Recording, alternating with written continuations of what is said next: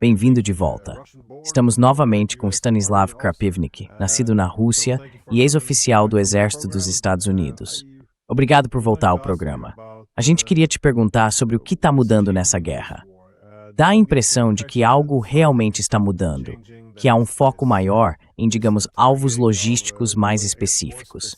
A gente vê que os dois lados estão atacando pontes, ainda a infraestrutura de energia, claro, mas agora até postos de combustível. Eu fico curioso para saber o quanto isso é realmente eficaz. E além disso, ampliando um pouco a pergunta, a gente viu que Kiev foi atacada de forma muito intensa. Segundo o prefeito de Kiev, Klitschko, esse foi o ataque mais forte contra a cidade em toda a guerra. Queria que você comentasse um pouco sobre essas decisões militares, sobre como você vê que elas estão sendo tomadas neste momento.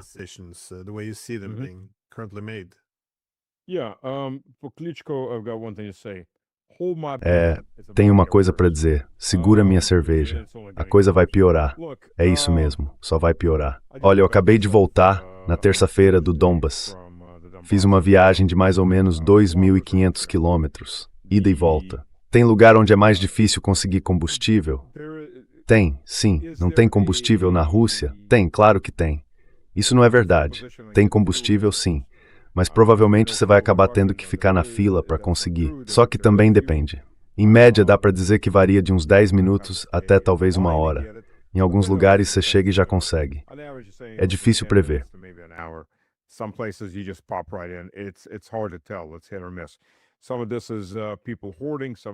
É meio na sorte. Parte disso é gente estocando. Parte é a empresa guardando o produto para depois revender. 2 caras foram pegos, tinham 20 e 21 anos, estavam rodando por aí numa van. Eles tinham mais ou menos 900 litros de combustível e 95, que aparentemente compraram por fora e planejavam revender em algum lugar. Foram pegos por causa disso. Mas a gente voltou, e é claro que é bem mais difícil fora das cidades do que dentro delas, porque nas cidades tem muito mais logística. Fora das cidades é bem mais limitada. Outside the cities, there's a lot less logistics. So there's more, particularly the mom and pop stores, they don't have fuel. Então tem mais coisa, especialmente nas lojinhas familiares. Elas estão sem combustível porque compram das grandes, como a Gazprom, a Rosneft ou a Lukoil. Só que elas recebem o que sobra depois que essas empresas abastecem os próprios postos. E lá no interior, nas estradas, é mais difícil encher o tanque, porque fica longe das grandes cidades. Ah, desculpa, ainda não me recuperei totalmente de terça-feira. Tenho corrido sem parar desde que cheguei. É uma viagem longa, claro. Agora veja, quando você chega em Voronezh, lá não tem fila nenhuma, tem combustível em todo lugar. Então são áreas bem diferentes. Lugansk também não tinha fila. Lugansk also didn't have a line, have one car ahead of me. I won't call that a line. Tem um carro só na minha frente. Não dá nem para chamar isso de fila. Donetsk está numa situação difícil. É o combustível lá. Na região ao lado, o combustível é de qualidade ruim, tirado do fundo, cheio de sedimento. Muda muito de um lugar para o outro. Como eu disse, tem combustível sim, mas também tem gente abusando nos preços. Algumas lojinhas pequenas, familiares, estão aumentando demais. Eu não sei bem o que o governo vai fazer a respeito, porque normalmente existem leis contra esse tipo de coisa em situação de emergência. Vamos ver. O Sberbank, pelo que eu soube, um dos meus filhos me contou, parece que agora tem um programa para ajudar a encontrar combustível na sua região. Então a pessoa tem que sair dirigindo, procurando um posto ou outro.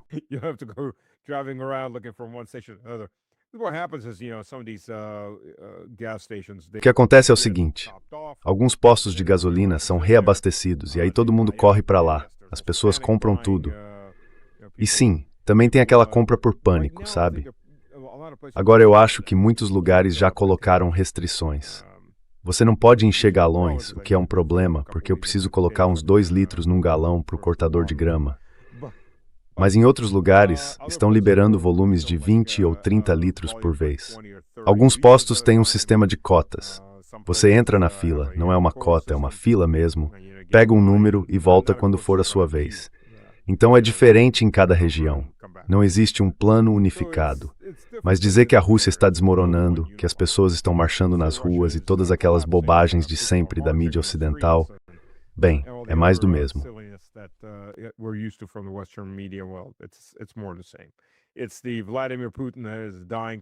É o Vladimir Putin que dizem está morrendo de 150 doenças, mas ao mesmo tempo investiu 20 bilhões de dólares para viver para sempre, e agora é imortal. Tudo isso na mesma frase. Essa é a realidade. A outra realidade são os drones, especialmente os drones da Palantir que surgiram agora. E com a programação que colocaram nesses drones, são drones de alcance relativamente curto, mais parecidos com aviões pequenos, não são grandes, e foram feitos para destruir carros, caminhões militares, ônibus, até a vovó no carrinho dela indo para o mercado. Não importa muito, contanto que matem alguém. Esses drones da Palantir, olha, o Thiel é um criminoso de guerra, vamos começar por aí. Ele é um terrorista e um criminoso de guerra. A lógica que eles estão usando é a seguinte. Primeiro, 80% da carga da inteligência artificial está voltada para procurar alvos de tipo militar.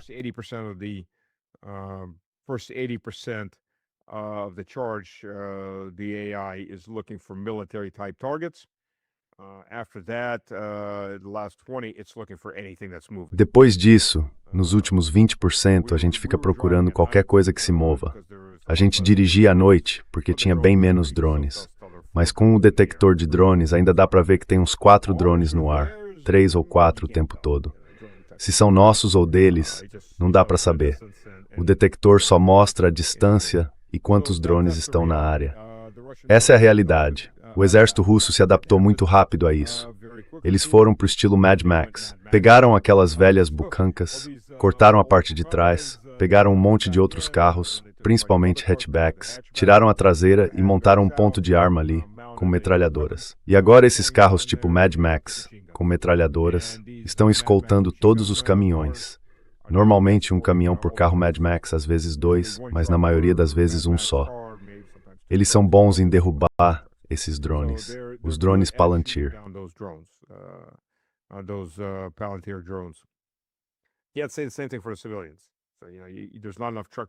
Eu diria a mesma coisa sobre os civis.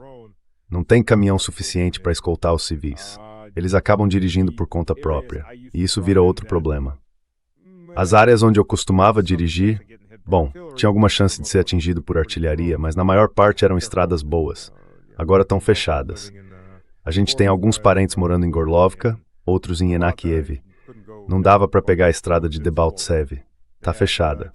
Só entre Gorlovka e Yenakiev, 6 carros de civis, com as pessoas dentro, foram mortos em menos de uma semana pelos drones americanos. Essa é a realidade.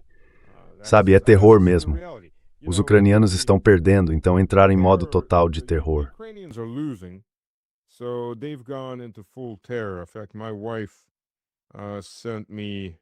Na verdade, minha esposa me mandou, deixa eu ver onde isso aconteceu.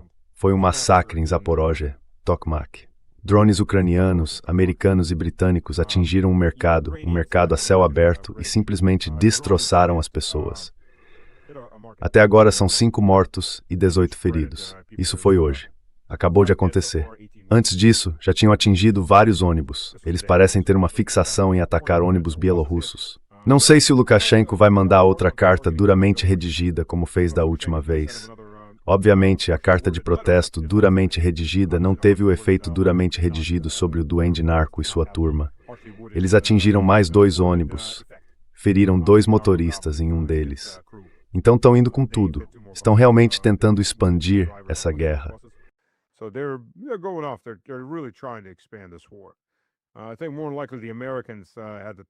Eu acho que, muito provavelmente, os americanos tiveram que conversar com ele para evitar o início de uma guerra total com Belarus. Porque isso significaria outra guerra total com a Rússia, o que, na prática, obrigaria a Rússia a declarar guerra de vez. E se isso acontecesse, o exército teria todas as restrições suspensas. Aí sim, poderia mostrar para Kiev o que realmente significa estar em guerra. Porque esses degenerados, no governo de Kiev e entre os que os apoiam, parecem não entender isso. Agora, por que a Rússia está reagindo? Antes de tudo, por que a Ucrânia está atacando postos de gasolina russos? Na maioria das vezes, não é bem isso. São alvos de oportunidade para matar civis. Os operadores de drones atacam os postos, mas não estão mirando exatamente no posto em si. Eles miram num carro que está abastecendo. A intenção é atingir civis. E fazem isso quase todo dia, ou a cada 2 dias.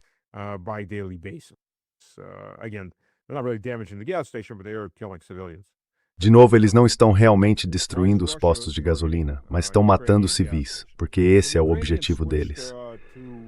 Por que a Rússia está atacando os postos de gasolina da Ucrânia? Bom, os ucranianos mudaram para bases móveis de lançamento de drones.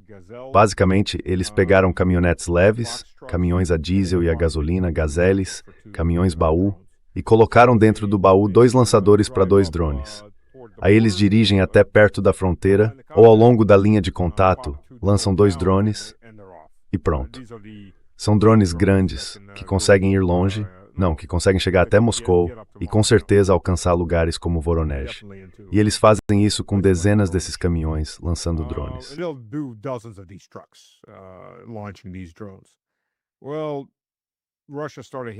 Bom, a Rússia começou a atacar qualquer lugar possível onde esses caminhões possam estacionar. Mas se eles estiverem em alguma cidade, vão se esconder em algum estacionamento subterrâneo. É bem difícil encontrá-los dentro de uma garagem. O que não é difícil de achar são os pontos de abastecimento, porque eles estão usando postos de gasolina comuns. E a Rússia, de forma sistemática, já faz mais de uma semana que vem destruindo todos os postos de gasolina nessas áreas de frente de combate, até uma boa profundidade. Ontem mesmo houve ataques na parte oeste de Sumy. Destruíram 3 postos de gasolina numa única estrada. E nesses casos, eles não estão mirando nos civis. O alvo é o posto de gasolina. É ali que eles costumam atacar, muitas vezes no meio da noite.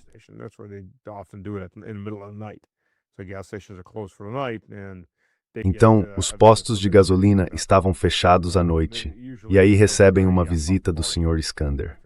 Normalmente, depois que o Sr. Iskander passa, a coisa vira uma festa bem quente. Teve um vídeo em que um cara, no meio da madrugada, resolveu abastecer o carro.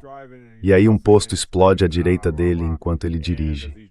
Ele começa a xingar, a gritar e continua dirigindo por mais ou menos 1,5 km, quando o próximo posto explode à esquerda. Pelo menos ele teve sorte, né? Não entrou em nenhum deles.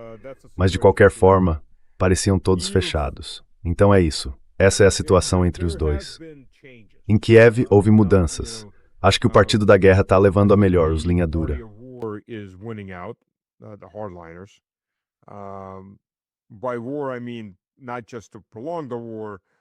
Quando eu falo em guerra, não quero dizer só prolongar o conflito, mas realmente endurecer, tirar as luvas de veludo e colocar as luvas de ferro com espinhos.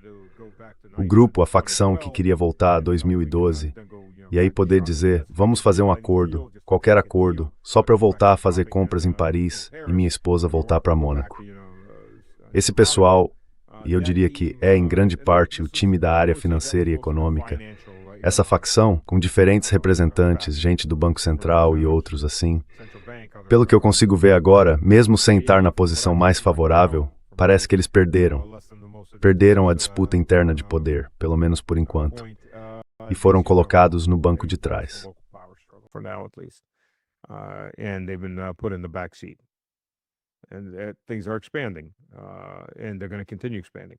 As coisas estão se expandindo e vão continuar se expandindo.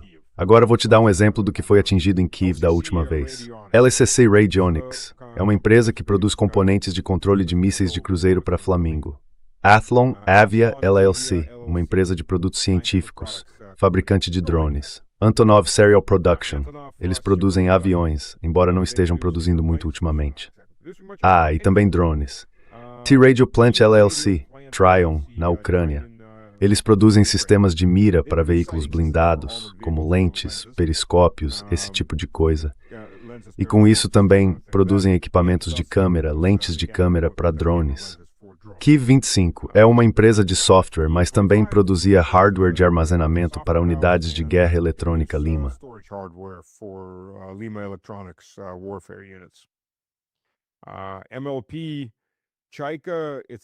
O centro logístico MLP Chaika foi destruído, um dos maiores centros logísticos. Essa é só uma parte da lista de alvos que foram atingidos. Kiev é uma cidade grande com uma população normal de cerca de 2,5 milhões de pessoas. E essa população aumentou porque muitos homens fugiram para Kiev, já que a cidade era meio que uma reserva natural da espécie masculina na Ucrânia. Agora isso está sendo colhido. E uma coisa que dá para notar, isso começou a aparecer faz mais ou menos um mês, é que Kiev, Mykolaiv e outras cidades de repente ficaram cercadas por cinturões de linhas defensivas. Não tenho certeza se a gente já falou sobre isso antes, não lembro se comentamos. Então tem arame farpado, dentes de dragão, valas antitanque, campos minados e todas as estradas sob controle de postos de bloqueio.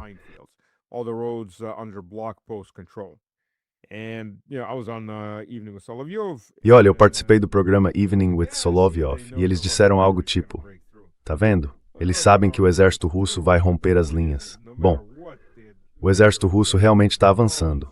Mas a questão é que, de qualquer forma, o ritmo desse avanço é lento por causa dos drones. Mesmo que consigam romper, estamos falando de menos de 10 quilômetros por dia, no máximo, o que dá tempo de sobra para qualquer uma dessas cidades montar suas defesas. Agora, outro ponto. Essas defesas, sem supervisão, não servem para muita coisa. Quer dizer, talvez não sejam inúteis, mas acabam sendo só um grande incômodo para o inimigo que se aproxima. Porque o motivo de colocar obstáculos desse tipo é justamente ter cobertura, tanto de fogo direto quanto indireto.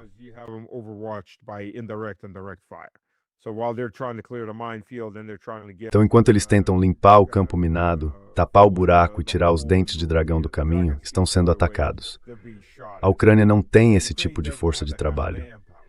Isso significa que uma sequência de obstáculos como essa, para o exército russo, pode causar um atraso de 1h30, talvez 2, uma vez só. E aí você abre um corredor para todo mundo passar atrás, ou cria mais alguns desses corredores. Então, por que fariam isso? Bom, como eu disse, Kiev, essas cidades são como reservas naturais da espécie masculina, e agora estão sendo colhidos. O que você vê, Kiev, quer dizer, a Ucrânia, é um grande campo de concentração a céu aberto.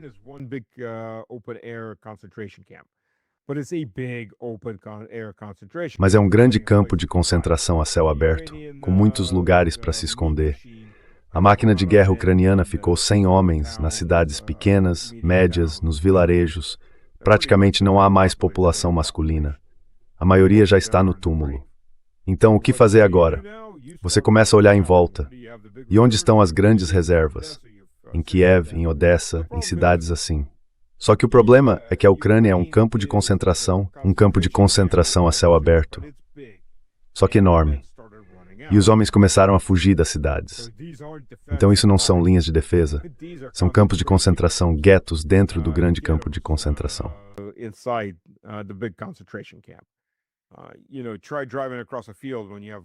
Sabe, tenta atravessar um campo quando tem minas terrestres espalhadas por aí, mais arame farpado, mais aqueles obstáculos de concreto chamados dentes de dragão. Tenta passar a pé por ali quando de novo tem arame farpado e depois ainda precisa cruzar um campo minado. Isso limita totalmente a sua mobilidade. Você não pode dirigir pelas estradas, porque tudo está vigiado por postos de guarda. Eles vão dizer algo como, pague pra gente, por favor. Ou melhor ainda, vão querer pilhas de dinheiro se você quiser sair. Essa é a realidade. Então o que a Ucrânia fez, o governo ucraniano, foi basicamente fechar o cercado em volta das áreas de preservação e agora estão colhendo. Essa é a situação que temos agora. Eu não sei, eu não vou... Enfim, mais ou menos isso.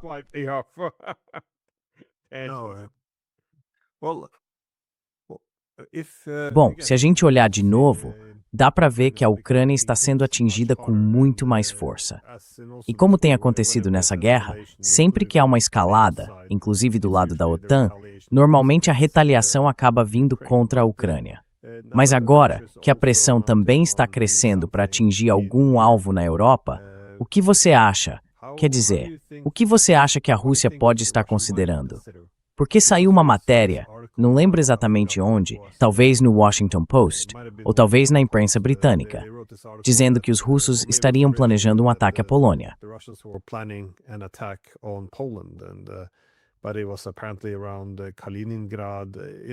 Mas aparentemente foi ali perto de Kaliningrado, o que não faria muito sentido. Dito isso, é claro que há pessoas na Rússia que agora estão defendendo restaurar a capacidade de dissuasão atacando um país europeu da OTAN. Mas qual seria a lógica disso? Seria tentar atingir o adversário com força suficiente para fazê-lo recuar da guerra na Ucrânia, mas não tanto a ponto de provocar uma guerra nuclear. E mesmo que esse seja o caso, se isso sair do controle e acabar virando uma guerra direta e total, como você imagina que seria uma guerra assim? Desculpe, é uma pergunta dupla. Não, sem problema. No problem. Well, first of all, the Chinese. Bom, antes de tudo, os chineses, e eu tenho muita esperança nesse tipo de equipamento, mostraram no último grande desfile militar deles 3 unidades de supressão de drones. Eram dispositivos de pulso eletromagnético baseados em micro-ondas, com antenas grandes, radares grandes para rastrear os alvos. A antena é basicamente um bloco enorme, como os antigos sistemas de radar da Segunda Guerra, só que miniaturizado para caber num caminhão. Um caminhão de porte médio, de mais ou menos 2,5 toneladas, operando com cerca de 15 kW, com alcance de até 5 km. É uma arma de supressão diária. Certo. Existem várias formas de derrubar drones. Algumas das melhores são os lasers. Em meio segundo, dá para derreter aquele pedaço de plástico vagabundo que está voando a 5 km de distância.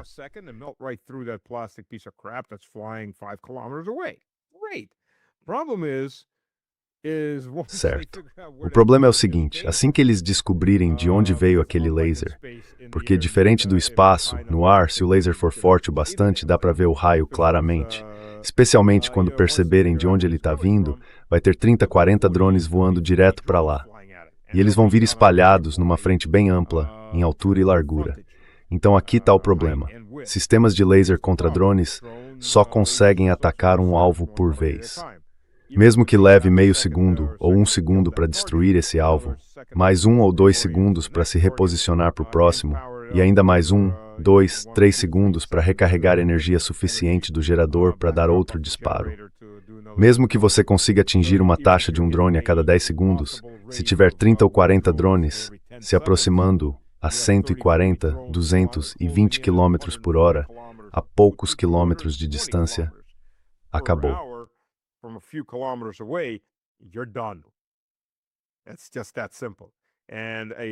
É simples assim. E de novo a gente volta para o drone de $5.000 que acabou de destruir um equipamento de 10 milhões ou de 3 milhões. Então, mais uma vez, todos os sistemas que temos hoje são, antes de tudo, sistemas voltados para um único alvo. O que você precisa é de um equipamento de supressão diária. E é exatamente isso que os chineses já demonstraram e testaram em campo. Testaram em combate? Claro que não. Ainda não vimos isso no campo de batalha russo. E onde mais eles poderiam testar em combate? É muita expectativa, porque se você juntar unidades suficientes, especialmente quando há uma superioridade de artilharia como a Rússia tem em relação à União Europeia como um todo, e à Ucrânia em particular, o que pode acontecer é que você consegue trazer de volta, ainda que de forma limitada, a guerra de manobra. Essas possibilidades existem.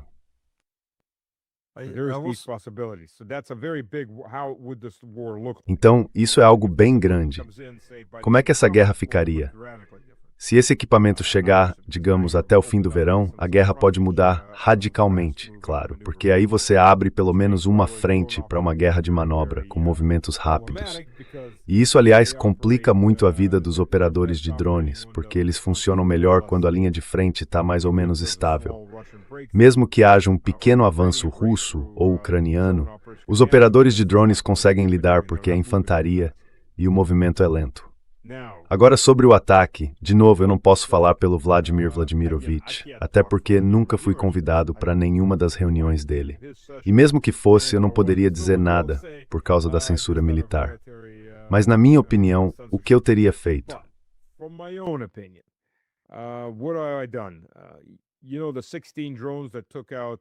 Sabe aqueles 16 drones que destruíram o quarteirão inteiro? Porque você viu meu vídeo de Sarabelsky. Não foram só aqueles 2 prédios. Eles acabaram com tudo em volta. Destruíram uma escola de artes, ou um centro de artes de ensino fundamental, do outro lado da rua. Acabaram com uma casa particular ali em frente. Derrubaram um restaurante que ficava ao lado. Erraram alguns, mas poucos. Um dos buracos deixados por um desses drones tinha 4 metros de largura e 2 de profundidade. A gente desceu lá, um dos caras desceu, mediu, e todos esses drones foram fabricados na Itália, com adesivos dizendo feito na Itália. Dá para pensar que os italianos seriam um pouco mais espertos, né? Pelo menos tirariam o nome deles dali para ter uma negação plausível. Esse é um daqueles momentos em que você leva isso para a ONU, mostra as provas.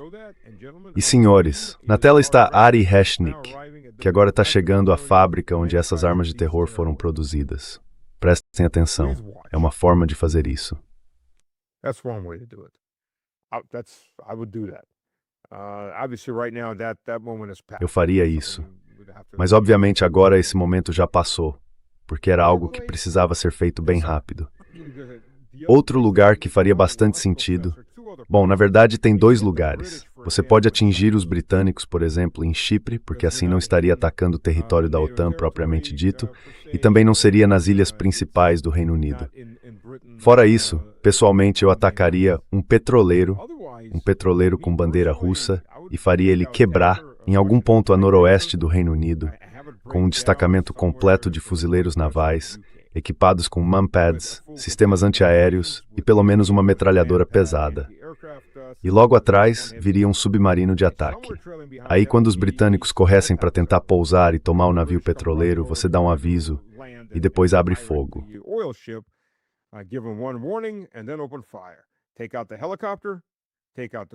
Tira o helicóptero, tira a tripulação, e se aqueles barcos, os patrulheiros, começarem a atirar no petroleiro, o submarino afunda os 2. Pronto, você acabou de criar um grande incidente com vítimas britânicas em águas neutras. Você capturou prisioneiros como se fossem piratas. E aí vamos fazer um tribunal e executá-los, ou você vai querer conversar sobre isso? Porque, aliás, eles são piratas. Estão atacando um navio neutro em águas neutras. Estão tomando um navio estrangeiro sob bandeira estrangeira. Isso é pirataria. Ou você prefere uma declaração de guerra agora? Aí a gente já podia começar a bombardear Londres como se fosse Gaza. É essa a situação em que você colocou os britânicos. E até que algo assim aconteça, eles não são pessoas inteligentes o bastante para levar essa guerra a sério. Para eles isso é um jogo.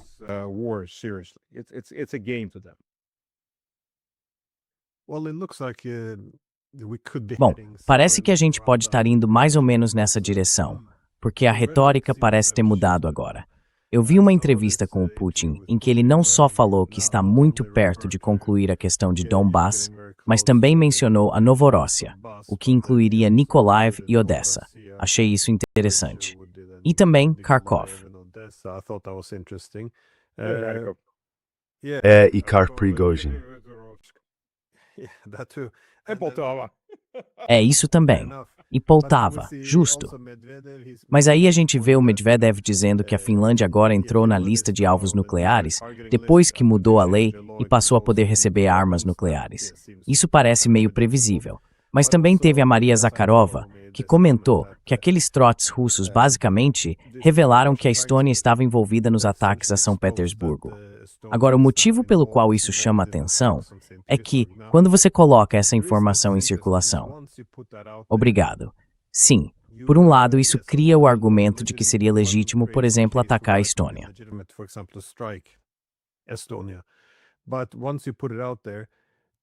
Mas uma vez que você torna isso público, também coloca muita pressão sobre o governo. Quer dizer, se você reconhece que os estonianos atacaram a Rússia, fica muito difícil não subir nessa escada de escalada. Tipo, eles nos atacaram, você admite isso e depois não faz nada? Aí, sinceramente, seria melhor fingir que não foi atacado, que não há provas. Então, tudo isso, sabe? Claro, eu não quero tirar conclusões precipitadas, mas dá a impressão de que algo está mudando, que eles estão dispostos a adotar uma postura mais dura, agora, pelo menos em relação aos europeus. Eu queria saber se você também percebe algo parecido.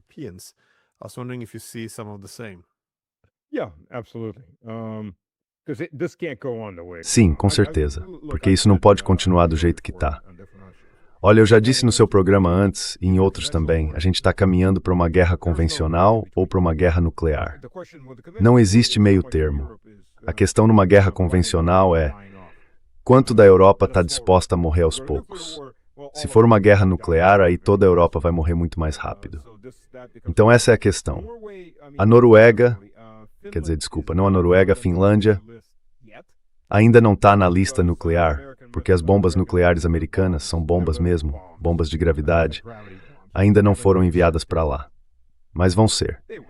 E no momento em que a economia mundial desabar de novo para o fundo do poço da Europa, a Finlândia vai estar a caminho de se tornar também um alvo nuclear, seja num primeiro ataque ou numa retaliação.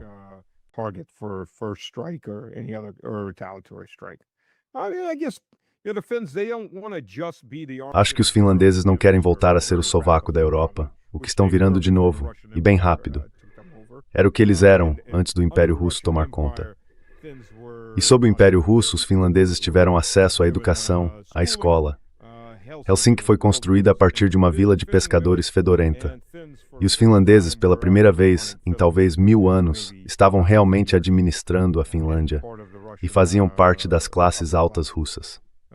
Aquilo era o sovaco da Europa, talvez competindo só com, a Albânia, lugares desse tipo.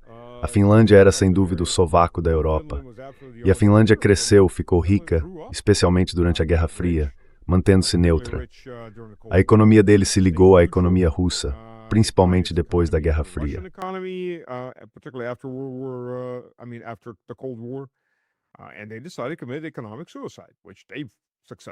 E eles decidiram cometer suicídio econômico, e conseguiram.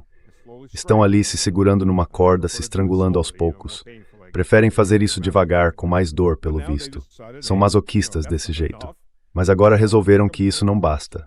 Pensaram, vamos virar alvos nucleares. Pois é, não dá para consertar a burrice. Às vezes a burrice se resolve sozinha, se mata. Mas aparentemente não dá para consertar mesmo. Muita gente tentou conversar racionalmente com os finlandeses, mas eles estão decididos. Querem morrer e querem morrer de forma espetacular. Tudo bem. São as mesmas pessoas que estão tentando colocar bases americanas bem na fronteira com a Rússia. As mesmas que permitiram que drones ucranianos sobrevoassem o país.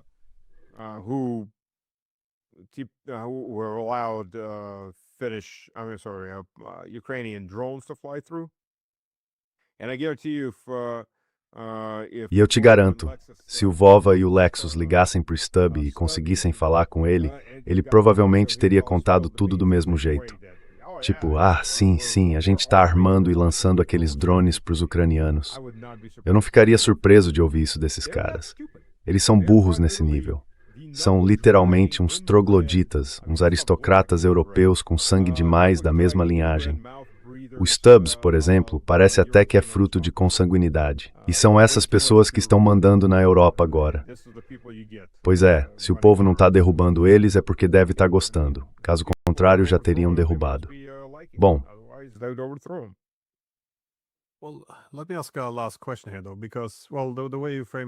deixa eu fazer uma última pergunta aqui.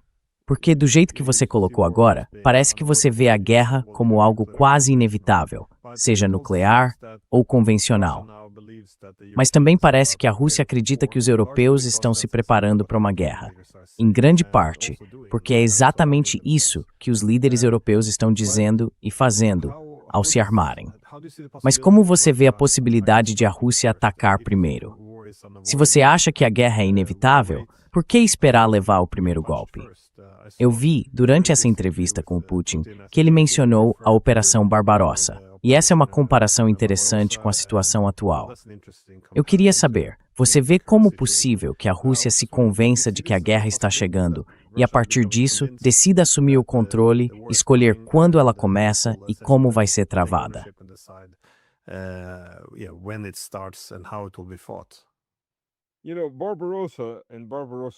Sabe, Barbarossa e Barbarossa, Stalin tinha uma grande ilusão. Ele acreditava que a guerra podia ser evitada. Achava que os britânicos estavam tentando provocar o conflito. E até certo ponto, estavam mesmo. Mas a guerra nunca foi algo que pudesse ser evitado. Hitler estava totalmente decidido a isso. Então, nesse momento, Stalin, por exemplo, recusou o pedido dos generais dele, que tinham ido até ele 6 dias antes, dizendo: "Deixe a gente mobilizar, pelo menos parcialmente." E ele respondeu: "Nenhum movimento", porque achava que isso seria usado pelos britânicos para provocar um confronto com os alemães. Não foi a decisão mais inteligente, obviamente. Na noite anterior, por volta das 4 da manhã do dia 22 de junho, quando a Operação Barbarossa começou, cerca de 12 horas antes, um comunista polonês atravessou o rio Vístula a nado e foi avisar: "Os alemães estão prestes a atacar."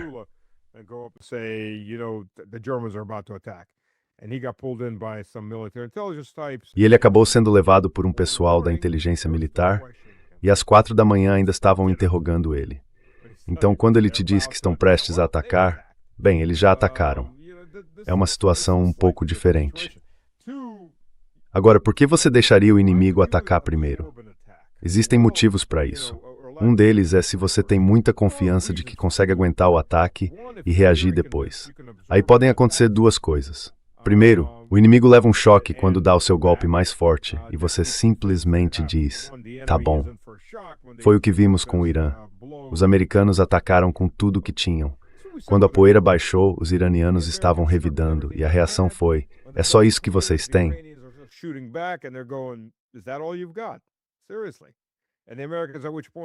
E os americanos, nesse ponto, olham para o próprio estoque e pensam: "Poxa, é só isso que a gente tem. Praticamente não sobrou nada.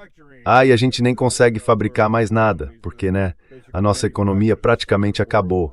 A indústria é, no máximo, de segundo nível e ainda depende de componentes de outros países." Então, sim, isso seria um motivo para esperar e deixar o inimigo atacar primeiro.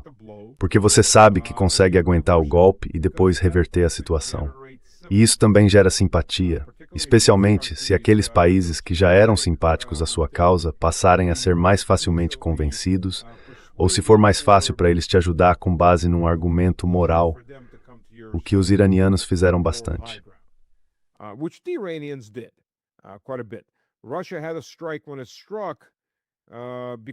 A Rússia atacou quando atacou porque os ucranianos estavam se preparando para começar um genocídio em Donetsk e Lugansk. Eles estavam posicionados logo do lado de fora de Donetsk, quer dizer, um pouco fora de Lugansk, mas já dentro das áreas mais a oeste de Donetsk. Teria acontecido um genocídio em grande escala. É por isso que a Rússia invocou o artigo 51, o direito de proteger. E, aliás, para os alemães, se vocês não entenderam, e para os italianos, para os húngaros e para os finlandeses.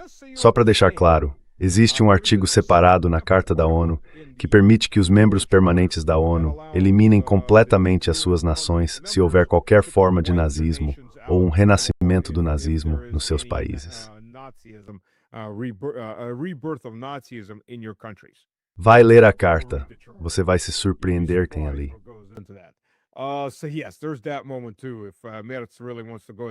Sim, tem esse momento também. Se o Merz realmente quiser seguir em frente e vestir o uniforme cinza dele, então a gente pode muito bem começar a demolir a Alemanha, totalmente dentro da lei, totalmente legal. Pela própria carta, aliás, a Alemanha agora também é signatária da ONU. Então tem esse ponto. Por que você observaria um golpe?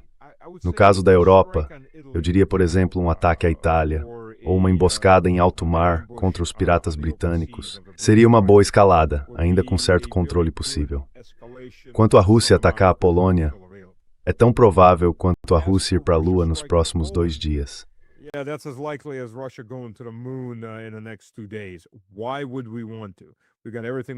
Por que a gente iria querer isso? A gente já tem tudo o que precisa agora. Ou melhor, é tão provável quanto a Rússia anexar a Europa Ocidental. Por quê? Porque a gente iria querer fazer uma coisa dessas. A Polônia, sabe, atrapalhando o duende do narcotráfico que está destruindo as relações com seus apoiadores e vizinhos, é simplesmente demais. Por que a gente iria querer atrapalhar isso? Olha, quem é que sugere uma coisa dessas?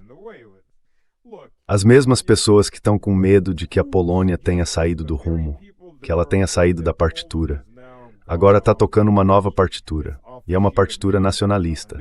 E a gente não gosta dessa nova partitura. Porque de repente a Polônia disse, Melnik é um nazista a mais.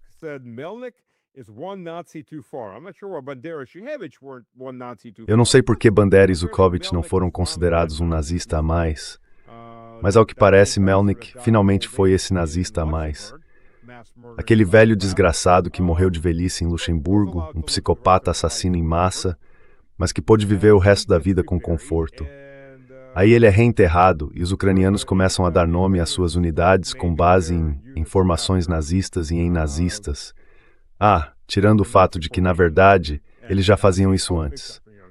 Então os poloneses, talvez tenha sido isso, talvez fosse a Novorossia só esperando um pretexto. Também é possível. E os ucranianos deram esse pretexto. Bom, e não foi só isso. O Zelensky basicamente mandou eles se danarem, dizendo que vão dar o nome que quiserem para os heróis nas suas unidades.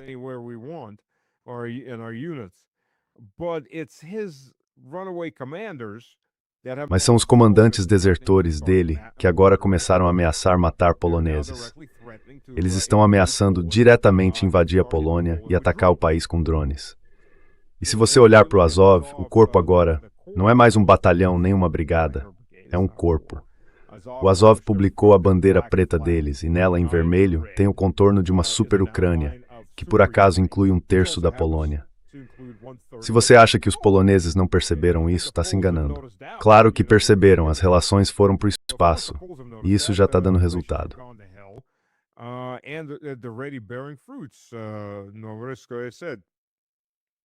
Nenhum risco, como eu disse. Esses MiGs não estão vindo. Não adianta esperar por isso. Era um esquadrão de MiG-29 que a Polônia estava se preparando para entregar à Ucrânia. Eles não vão mais para lá. Então, de novo, por que se livrar de alguém como Zelensky? Por que atacar a Polônia?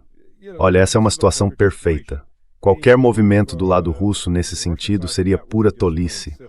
Agora, quando a gente fala de lugares como a Itália, se a ideia é dar um exemplo para um desses países, destruir a fábrica que produziu os drones que mataram crianças russas, é uma justificativa muito clara para o que foi feito.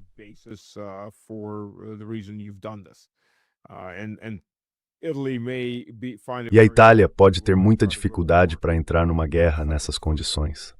A Meloni não é tão popular quanto muita gente imagina. Ela também traiu completamente o movimento conservador e, aliás, encheu a Itália nos últimos 2 anos de migrantes. Uma verdadeira enxurrada de migrantes. Os dias dela podem estar contados, finalmente. Então, se for feito um ataque exemplar àquela fábrica que produziu os drones, isso não vai necessariamente evitar uma guerra, mas pode trazer os resultados políticos que você quer. A Estônia também tem esse problema. Quase metade da população é de russos, vivendo em território que historicamente era russo.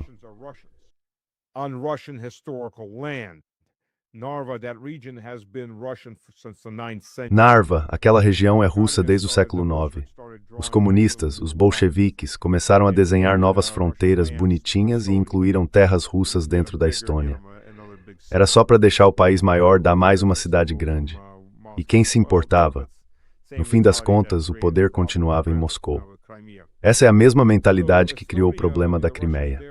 Então, na Estônia, quero dizer, os russos que vivem lá, eles nem são cidadãos de segunda classe. Na verdade, eles nem são cidadãos. Estão na própria terra, onde vivem há mais de 1.100 anos, e mesmo assim não têm cidadania.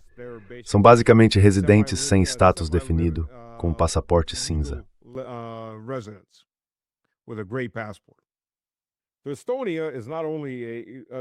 A Estônia não é só isso. De novo, aliás, os 3 países bálticos, a maioria das pessoas não entende isso, especialmente quem está na União Europeia. Todos eles têm desfiles da SS uma vez por ano, mais ou menos no verão. São eventos patrocinados pelo governo, pagos com dinheiro público, com autoridades indo lá para falar com os veteranos da SS, justamente aquelas pessoas que, os chamados defensores da Estônia, as mesmas pessoas que juraram lealdade ao Adolf antes de qualquer coisa. A Estônia pode ser um exemplo muito, muito claro.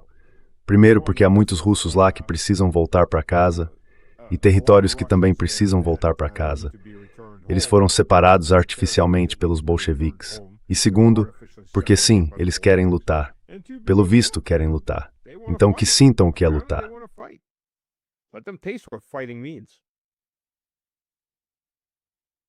Yeah, well, on that note, Pois é.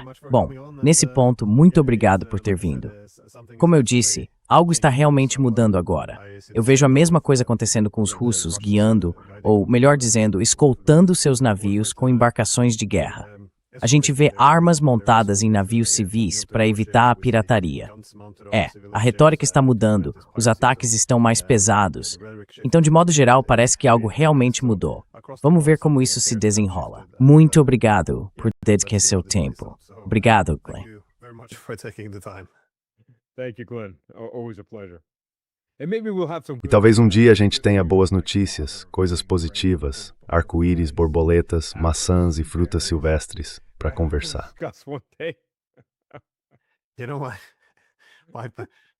Sabe, eu comecei esse podcast porque achei que meu principal foco de pesquisa era a Grande Eurásia e como os russos estão reorientando a economia para o leste.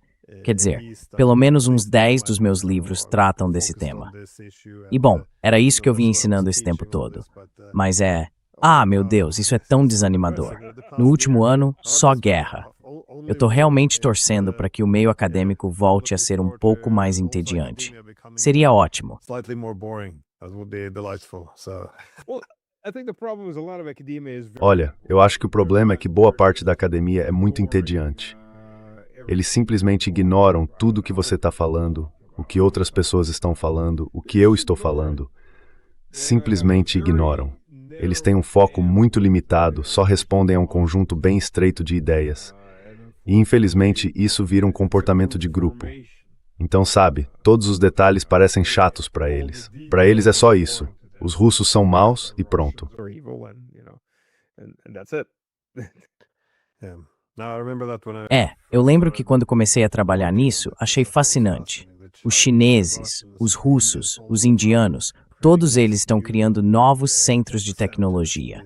Estão montando suas próprias cadeias de suprimentos, desenvolvendo seus próprios corredores de transporte, seus próprios bancos de desenvolvimento. Estão se desdolarizando, criando novos sistemas de pagamento. E aí, quando a gente olha para a mídia e para a academia, parece que é só um detalhe, algo sem tanta importância. Mas veja só, é all in all. Russia, for example, Sabe, a Rússia, por exemplo, acabou de lançar sua primeira fábrica de chips fotônicos. A China lançou uma há alguns meses. Chips fotônicos. Se a gente quiser falar sobre estourar a bolha da inteligência artificial, especialmente a bolha de construção de IA, em que os Estados Unidos estão baseados hoje em dia, é aí que está o ponto. Chips fotônicos não são gravações em silício, não são eletrônicos. Eles usam fótons, luz, não geram nem de perto tanto calor. Dali as capas maiores. Pois é, os chineses estão planejando produzir 12 mil desses chips até o fim do ano. They're planning on producing 12,000 of these chips by the end of the year. I'm not sure how big. Eu não tenho certeza de qual vai ser o tamanho da produção de chips da Rússia na área fotônica, mas eles estão falando em algo 1000 vezes mais rápido que o melhor chip da NVIDIA. Pode ser um pouco de exagero, mas mesmo que seja 10 vezes mais rápido, já é um avanço enorme.